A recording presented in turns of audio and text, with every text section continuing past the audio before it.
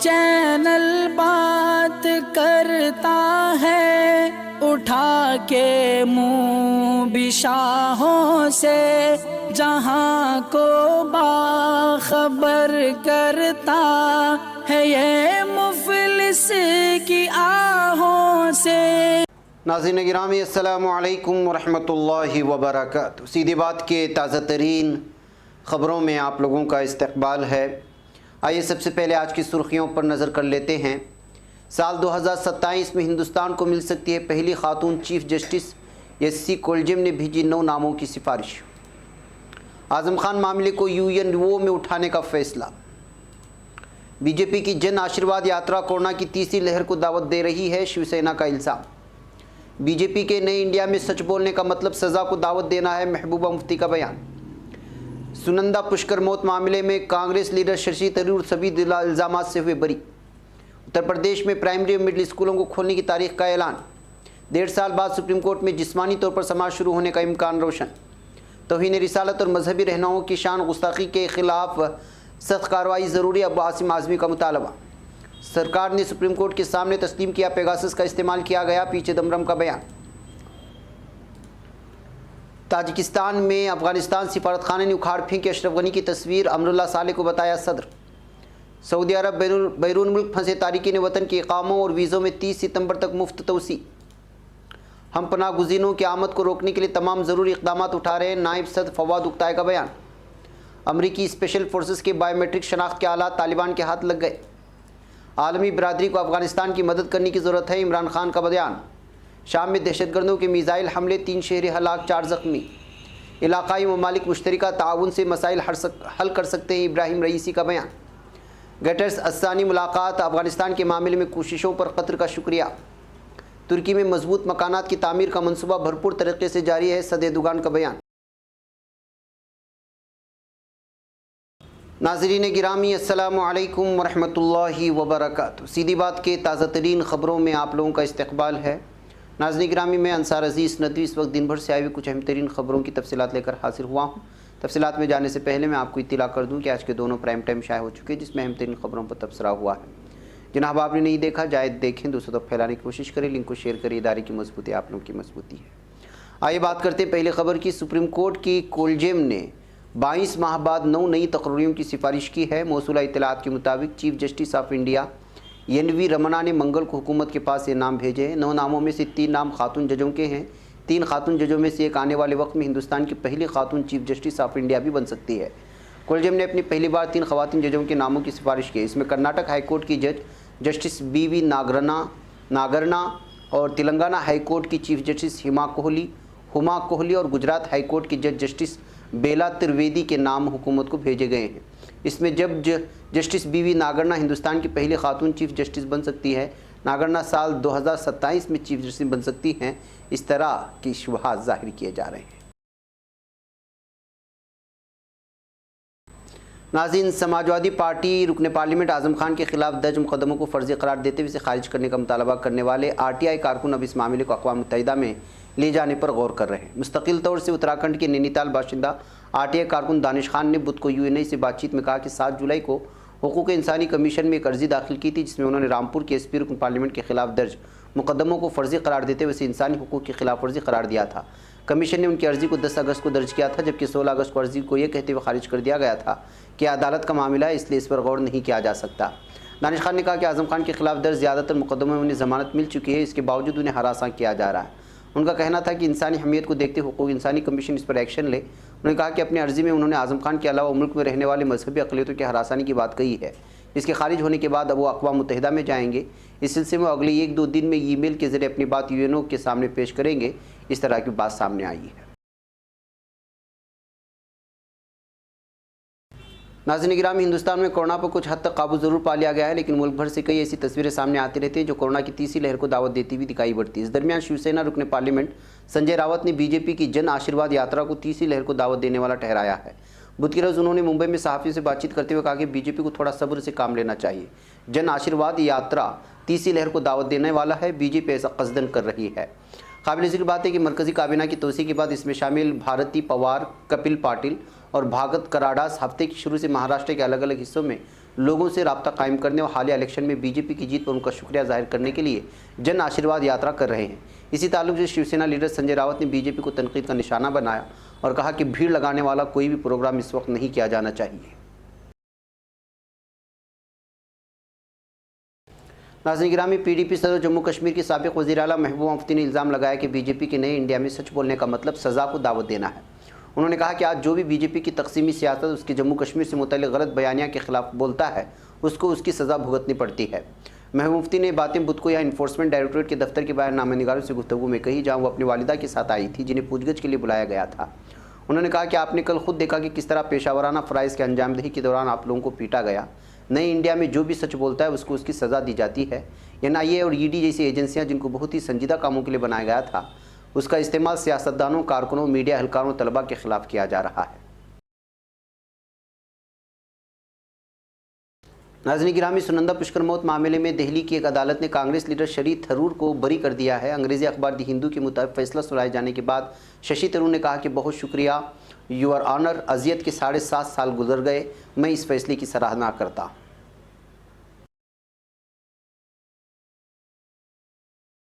ناظرین، عالمی وبا کورونا وائرس کے انفیکشن کی کم ہوتی شرح کے پیش نظر لمبے عرصے سے بند چل رہے اتر پردیش کے اسکول جلد ہی بچوں سے گلزار ہونے والے ہیں۔ کورونا انفیکشن کے کم ہوتے معاملوں کے درمیان ریاست کی یوگی آدتیہ ناتھ حکومت نے جماعت 1 تا 5 تک کے پرائمری اسکولوں کو 1 ستمبر اور جماعت 6 تا 8 تک کی اسکولوں میں درس و تدریس کا کام 23 اگست سے شروع کرنے کی ہدایت دی ہے۔ ریاست کے محکمہ تعلیمات نے اس ضمن میں بدھ کو ضروری ہدایات سرکاری اسکولوں، منظور شدہ اسکولوں اور دیگر بورڈوں کے چلانے والے کالجوں کو جاری کیے ہیں۔ ناظرین، کورونا انفیکشن کی پہلی لہر کے بعد سپریم کورٹ میں ایک بار پھر چہل پہل ہو سکتی ہے، کیونکہ گزشتہ سال مارچ میں بند ہونے والی جسمانی طور پر سماعت جلد شروع ہو سکتی ہے۔ چیف جسٹس این وی رمنا نے بدھ کو ٹیلی کام چارج سے متعلق ایک معاملے کی سماعت کے دوران اس بات کا اشارہ دیا تھا۔ جسٹس رمنا نے سینئر ایڈوکیٹ مکل روہتگی نے کہا، ہم 1 ہفتہ 10 دن میں جسمانی طور پر سماعت شروع کر سکتے ہیں۔ ان کا ریمارکس ایسے وقت میں آیا جب ویڈیو کانفرنسنگ کے ذریعے معاملے کی سماعت کے دوران کچھ مشکلات کا سامنا کرنا پڑا۔ ناظرین، سماجوادی پارٹی نے منگل کے روز ممبئی میونسپل کارپوریشن کے سامنے ملک میں فرقہ پرستی، ہجومی تشدد اور مذہبی رہنماؤں کی شان میں گستاخی کے خلاف احتجاج کیا۔ اس دوران مظاہرین نے فرقہ پرستی ختم کرو اور مذہبی رہنماؤں کی شان میں گستاخی بند کرو جیسے نعرے بلند کیے۔ اس موقع پر بی ایم سی ہیڈ کوارٹر کی سیلفی پوائنٹ پر احتجاجی مظاہرے سے خطاب کرتے ہوئے مہاراشٹر سماجوادی پارٹی لیڈر اور رکن اسمبلی ابو عاصم اعظمی نے کہا کہ فرقہ پرستی اس ملک کے لیے خطرہ ہے، اس لیے اس پر پابندی عائد کی جانی چاہیے۔ مذہبی رہنماؤں کے خلاف بدزبانی اور گستاخی کا سلسلہ بھی بند کیا جانا چاہیے، کیونکہ اگر یہ سلسلہ بند نہیں ہوا تو ملک میں فرقہ وارانہ تشدد کے ساتھ حالات خراب ہونے کا بھی خطرہ ہے۔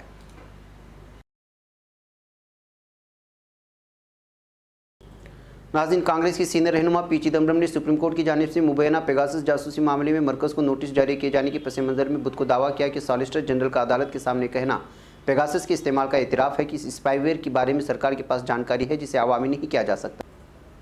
سابق وزیر داخلہ نے یہ سوال بھی کیا کہ آخر پیگاسس اسپائی ویئر کا استعمال کس مقصد سے کیا گیا تھا۔ انہوں نے ٹویٹ کیا، سالیسیٹر جنرل نے عدالت کو مطلع کیا کہ سرکار کے پاس جانکاری ہے جسے حلف نامے کے ذریعے عوامی نہیں کیا جا سکتا۔ اس بات کا اعتراف ہے کہ سافٹ ویئر اسپائی ویئر کا استعمال کیا گیا ہے، کس کے لیے استعمال ہوا ہم یہ نہیں جانتے۔ ناظرین گرامی، اشرف غنی کے افغانستان چھوڑنے کے بعد نائب صدر امراللہ صالح نے خود کو ملک کا کیئر ٹیکر صدر اعلان کر دیا تھا۔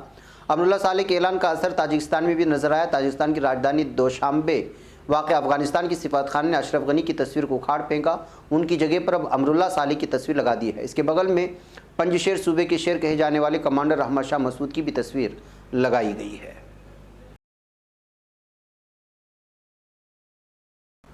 ناظرین گرامی، سعودی عرب نے ایک شاہی فرمان کے تحت بیرون ملک پھنسے ہوئے تارکین وطن کی اقاموں کی تجدید، خروج اور دوبارہ داخلے کے لیے ویزوں کی میعاد میں خودکار طریقے سے 30 ستمبر 2021 عیسوی تک بلا فیس توسیع کرنے کا اعلان کیا ہے۔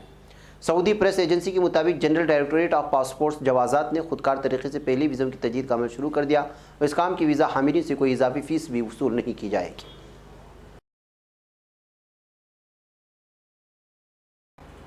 ناظرین گرامی، نائب صدر فواد اکتائے نے کہا کہ ہم افغانستان میں انسانی ٹریجڈی کو اس کی جڑ ہی سے حل کرنے کے خواہاں ہیں اور ہم اپنی سرحدوں پر ممکنہ مہاجرین کی آمد کی روک تھام کے لیے تمام ضروری اقدامات کر رہے ہیں۔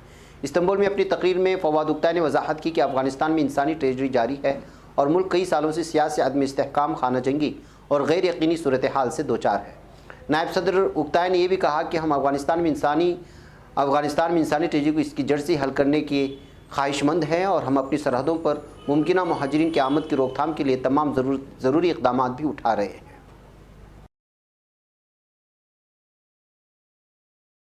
ناظرین، افغانستان سے انخلا کے بعد امریکی فوج کے بائیو میٹرک شناخت کے آلات طالبان کے ہاتھ لگ گئے ہیں۔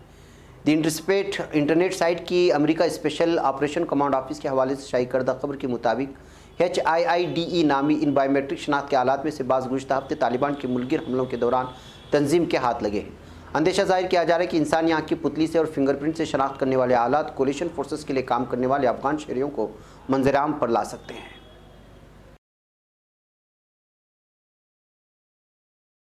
ناظرین، وزیر اعظم عمران خان نے افغانستان کے برادر عوام کے ساتھ مکمل حمایت و یکجہتی کا اظہار کیا ہے جو پاکستان کے عوام کے ساتھ مذہب، تاریخ، جغرافیائی، ثقافتی اور بھائی چارے کے مضبوط رشتوں میں بندھے ہوئے ہیں۔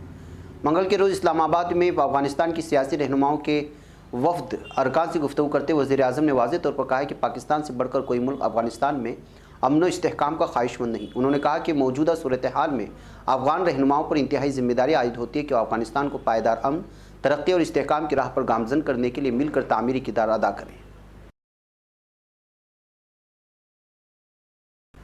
ناظرین، شام کے علاقے تل رفعات سے عفرین پر PKK کے حملے میں ایک بچے سمیت 3 افراد ہلاک اور 4 زخمی ہو گئے ہیں۔ ترک ضلع ہاتائی کی صوبہ انتظامیہ کے مطابق PKK کے دہشت گردوں نے تل افراد کے علاقے سے عفرین شہر کی جانب ترکی کے مقامی وقت کے مطابق 2:30 بجے 13 میزائل حملے کیے تھے۔ ان حملوں میں ایک بچے سمیت 3 شہری ہلاک اور 4 زخمی ہو گئے اور حملے کی تفتیش اس وقت جاری ہے۔ ناظرین، ایرانی صدر ابراہیم رئیسی نے عراقی وزیر اعظم مصطفیٰ القاسمی سے ٹیلی فون بات چیت میں کہا کہ یمن میں جنگ روکنے کے لیے ہمیں کوششیں تیز کرنی ہوگی۔ ایرانی ایوان صدر نے تحریری بیان میں بتایا کہ دونوں رہنماؤں نے 2 طرفہ تعلقات، اواخر ماہ عراق میں ہونے والے اجلاس اور یمن کی خانہ جنگی جیسے معاملات پر غور کیا ہے۔ ابراہیم رئیسی نے کہا کہ یمن میں جنگ روکنے کے لیے ہمیں کوششیں تیز کرنی ہوں گی اور ہر کسی کو یمنی عوام کے حقوق کا احترام کرنا چاہیے۔